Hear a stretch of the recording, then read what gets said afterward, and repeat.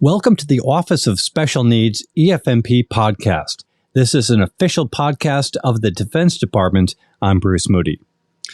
The Defense Department recently published a new policy that ensures support provided to families with special needs is consistent from service to service. This podcast series is devoted to breaking down this new policy in order to help families understand what in the Exceptional Family Member Program has changed and why.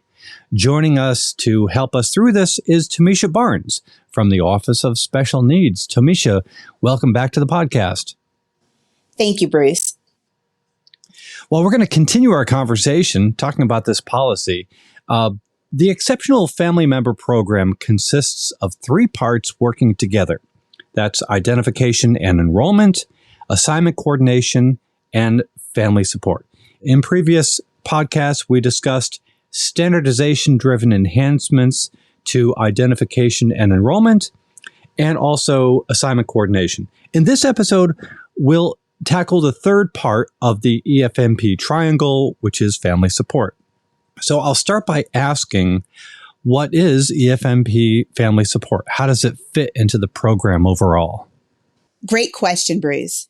EFMP Family Support is the component of the program that assists families with navigating and accessing the services and supports they need. It encompasses information and referral and nonclinical case management support for families with education and medical needs, including the development and maintenance of an individualized services plan. When I think about EFMP Family Support, what I really think about is having that point of contact that can help families access and navigate the wealth of services and supports available to them within their local community and on their installation. And what I love to say about family support in relation to identification and enrollment and assignment coordination is that the providers are there and they're available to assist families with navigating the other components of the program. What changes will families notice to family support services as a result of the standardization of EFMP? One of the key components with the revisions to family support services that I think is important to note is upon enrollment in the EFMP, the Family Support Office will contact the family to ensure they are knowledgeable about the services and supports available to them. We really want to make sure that families know how EFMP can support them throughout their military life cycle. Also, family support providers are required to complete at least one annual personal contact to each family assigned to their caseload. Something else that I really think is important for families to note, although it's not a new practice, it is new within the policy, and it's that families that are moving to a new location are to be offered a family support warm handoff to the Gaining Installations EFMP Family Support Office. And if it's okay with you, Bruce, I'd like to describe what that warm handoff is.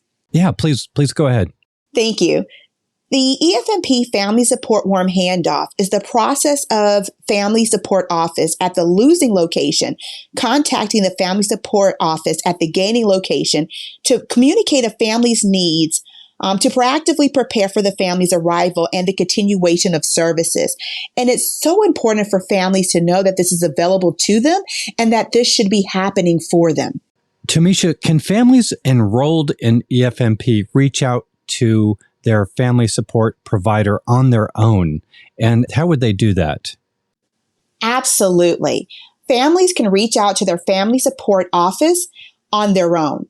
If a family does not know who to contact to receive this information, I encourage families to go to the online tool, Military Installations, and utilize that resource to locate and find the EFMP Family Support Office at their installation. And that online tool will have the contact information so that the family can contact the EFMP Family Support Office directly. What sort of assistance can families expect from their family support provider? Families can expect information and referrals from military and community services, education outreach, information about early intervention, and the available services within the local school system. They definitely should expect that warm handoff to the EFMP program at the next location. and non-clinical case management. And one of the things I love to really emphasize about EFMP Family Support is they're available to support families before, during, and after a permanent change of station. So we ask families to really utilize that resource because they're there to help. Where can listeners find support or additional information about EFMP? One way to find additional information about EFMP is to contact Military OneSource. You can contact them directly by phone, or you can set up a live chat. And if you have any additional questions about EFMP, just want to emphasize, please contact your EFMP Family Support Office. They are definitely there to help.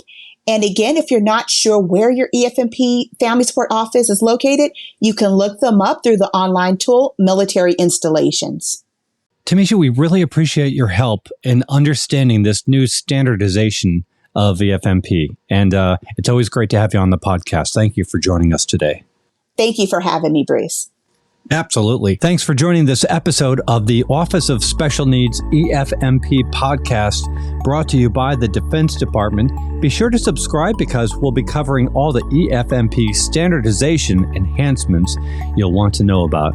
Share your feedback about this podcast as well as your ideas for future episodes for military families with special medical or educational needs and the leaders and providers who serve them by visiting the Office of Special Needs feedback form. It's a link, we'll put it in the program notes. And as always, you can contact MilitaryOneSource.mil anytime for support. I'm Bruce Moody. Thank you so much for listening. Take care. Bye-bye.